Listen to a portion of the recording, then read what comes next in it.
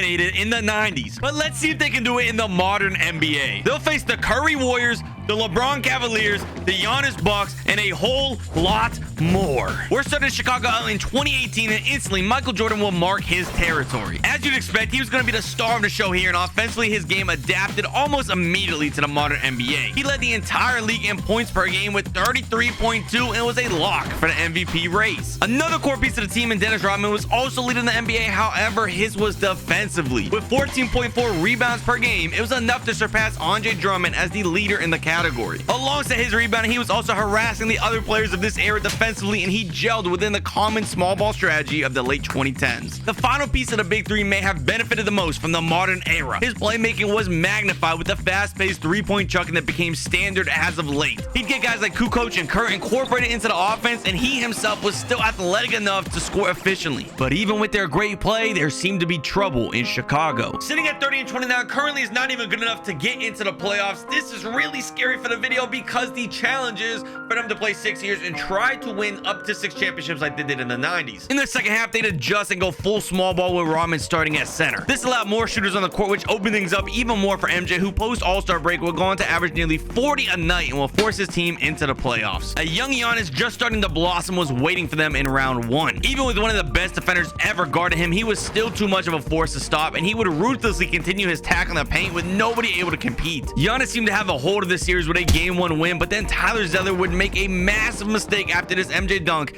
and Jordan took it personal. Jordan would let loose every move in his bag, and Malcolm Brogdon was helpless trying to defend the GOAT. MJ was getting shots around the mid-range up and over Brogdon like he wasn't even there. He was blowing by him to get into the paint to score, and before you knew it, MJ had won Chicago the series in 5. I got a feel round 2 is going to be a lot more interesting though. We got LeBron James versus the Bulls. It was certainly living up to the hype early in the series. The Pippen and Rodman pick and roll was a nightmare for Kevin Love trying to guard it. This was guaranteed to continue to be a problem for Cleveland as they didn't have much front court depth to adjust. LeBron, on the other hand, would simply have to pick up the slack by scoring nearly every trip down. I'm pretty positive he may have been on steroids, but regardless, he was trampling through Chicago's defense, and after the first 2 games, the series was tied. Back in the United Center, Pippen fully committed to the LeBron assignment, and he honestly did a pretty good job. He limited LeBron's opportunities with a contest, block, or steal, and on the other end, he legitimately looked like the #1 option, casting a shadow over MJ. Scottie would lead Chicago to a 2-1 series lead, and in game 4, MJ finally showed out and exploded for 48 points, which was enough to get them the win. Back in Cleveland, with the series on the line, LBJ does what LBJ does. He took over the game like he was the only one on the court. He wasn't losing this easily, and he'd force a game 6 where he'd have yet another chance to win. LeBron has a chance, 15 seconds left to get Cleveland the lead again. I can't imagine anyone except LeBron taking the shot right here. 10 seconds left. He's got an ISO at the top, and I imagine he's going to bring a screen from Kevin Love. Here it comes, the Kevin Love screen. He's going right. 1 minute beat, the pull-up J for the win. Oh, it's off.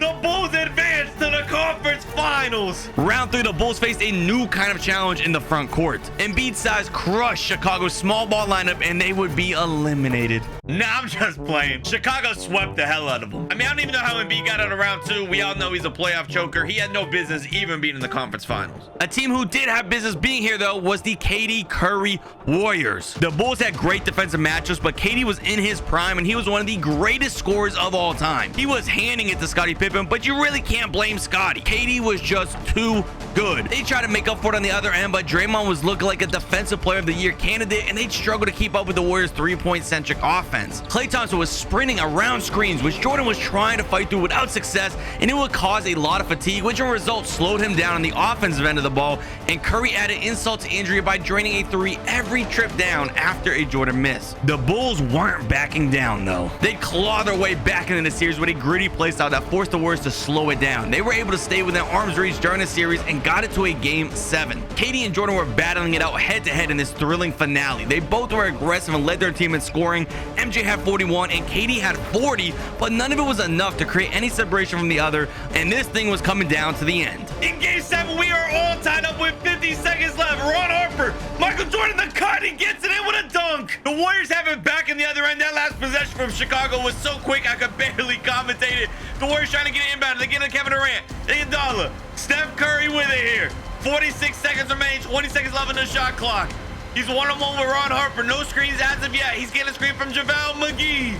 Curry, the lob to to McGee. It's good. Chicago bring it up on the other end. We're all tied up again. Ron Harper with Curry. Michael Jordan in the back there. I thought they were going to get him again. I would have lost my mind. Michael down low in the post, stumbling, losing the ball, kicks it back out. 8 seconds on the shot clock. MJ with it. Jab step. The drive. Waste the flashy pass. Longley. Oh! Free throw number 2 is... It's good! Golden State still has more than enough time. You have to watch the 3 from guys like Curry, Clay, and KD. Do not give up a 3 here. They have an opportunity to go for the last shot. If they game from 3, I might lose my mind. Curry being guarded by Ron Harper. Klay Thompson running out of screens. Look at Michael Jordan having to get through these things. Curry, is he just gonna shoot it? The pull-up 2. It's off! The Bulls win! They get their first championship and have 5 more seasons to win as many as they can. After the win, they would have their ring ceremony, but they can't celebrate for long. The 90s Bulls are one of the best teams ever, so they need some adversity. And that's where the downgrade board comes into play. After every season they win, they're going to get one random downgrade from this board that varies in how bad it is. It can be as small as the team losing attributes, Scottie Pippen out for the season, or the worst of all, Dylan Brooks joins the team. So we do have to pick one for this season for the win. We're going to go with number 1 for their first championship, and MJ limited to 30 points per game. Jordan was still making the best of his limited time in the court. It may have been a blessing in disguise because with the extended rest times, he was always at his best while on the court with full energy. His teammate Pippen was seeing increase in minutes and opportunities on the floor as well. He lead the offense and had the chance to shine in the spotlight for Chicago. He put up some very strong averages for the season, and the Bulls actually did better this year. And with Jordan playing less minutes this year, they finished with the best record in the East. They're killing it in this simulation. They faced the LeBron-less Cavs in round 1 and blew them straight out of the water. Round 2 versus Embiid again went the same as it did last time. And in the conference finals, they faced a healthy John Wall, who at this point in his career was a very dominant player, and this ended up being a back-and-forth series, surprisingly going to a game 7. Dennis Rodman, shot clock winding down. Michael Jordan has it. The jab step, 1-on-1 with Bradley Beal. Driving in, pull up Jay. It's good. 15-point lead. That's pretty much going to do it in this game 7. And somehow rookie Luka Doncic made it to the NBA Finals, and it went about how you'd expect. And with MJ now 2 for 2, we have to go with another downgrade. We're gonna go on the other end of the board, go with number 12, and Jordan's gonna miss round 1 of the playoffs. Getting a high seed was going to be crucial this year for an easy opponent in round 1 without Jordan. They continue playing well like they have, but they'd fall to the 6th seed for the 2nd time in 3 years, which landed them a matchup versus Durant and Kyrie. This was going to be an extreme challenge for Chicago without MJ. The Nets scoring duo was electrifying and seemingly unfeasible to stop. They each had the full package of the modern day skill set paired with the elevated athleticism, and they were simply dominating. Scottie Pippen wasn't phased though and took reins of the team without his co-star Jordan. His playmaking will have the entire team playing in sync as a unit, which gave their offense new life. The smooth flow of Chicago's offense helped them keep up with KD and Kyrie. They would protect their home court of Chicago every time and have a chance to save their season. They got to a game 7, but it's looking like they're gonna fall a little bit short here. The Bulls get bounced in round 1 with no Michael Jordan. In 2021, they wouldn't have a handicap after losing, and this allowed them to breeze through the playoffs to the finals, where they would face a young Grizzlies team without much experience, and the Bulls would win relatively easy for their 3rd ring in 4 seasons. Well, after that win, it's time for another downgrade on the downgrade board. This time, we're gonna go for 3 for the 3-ring season 1. Subtract 3 all attributes. That shouldn't be too bad. Every player on the roster was now losing 3 points off of every single attribute. This didn't bother guys like Jordan or Pippen so much, as they were still incredibly good, but some of the role players went from solid players to below average after the loss of attributes. They'd still make the playoffs though versus Embiid yet again. This time around though, Embiid had some help. Harden's abilities were pretty suppressed by Jordan's defense, although Embiid by this point had improved drastically since the last matchup. He was giving Rodman a legit challenge this time around, and the narrative may end up being different this series. The Bulls are in a game 5, down 3-1 in the series, down by 3 in this match. Jordan with the ball, he loses it. Drummond with the steal. Oh, they need to stop. This is not good for the Chicago Bulls. In the modern NBA, Korkmaz's delay. That's no good. Great defense. They get the board. MJ with James Harden on him. The screen. MJ 1 minute beat. Andre Drummond, he gets by with the dunk. On the other end, Seth Curry has it. Behind the back move, he's got Ron Harper lost. That's those 3 attributes coming to use. Oh, Joel way too deep. He makes it in. 40 seconds left in this game. Plenty of time. Are they going to try to get an MJ? They keep making this risky pass. MJ deep. He gets it in. With 35 seconds left on the clock, you do not need to foul. And it's looking like they're going to play defense, which is rare for this 2K computer. James Harden has the ISO. Scottie Pippen, one of the best defenders. He gets right by him. That's a tough play, though. It's off. The Bulls get the board. Now half a second separates the shot clock and game clock. Scottie Pippen has it. Ron Harper at the top. 13 seconds left. Jordan coming again. He gets it. He's driving in. Andre Drummond on him. The step back. The pump.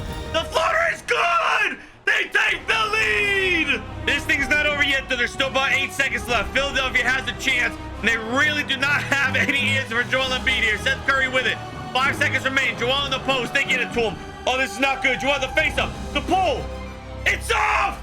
The Bulls survive! The Game 5 heroics didn't matter, though, as they'd be bounced the very next game. And just like that, the Bulls lose again. They have 1 season left to try to get 1 more ring. And I know I said they're only going to get a downgrade when they lose, but we got to make this last season more interesting. We chose 1 more upgrade. It's going to be all bench players, 60 overall. With the bench now being terrible, the starters were playing heavy minutes. The 5 of Kerr, Jordan, Kukoc, Pippen, and Rodman were the best starting lineup in the NBA, and with them all playing 43 minutes each, they finished the season with their best record so far.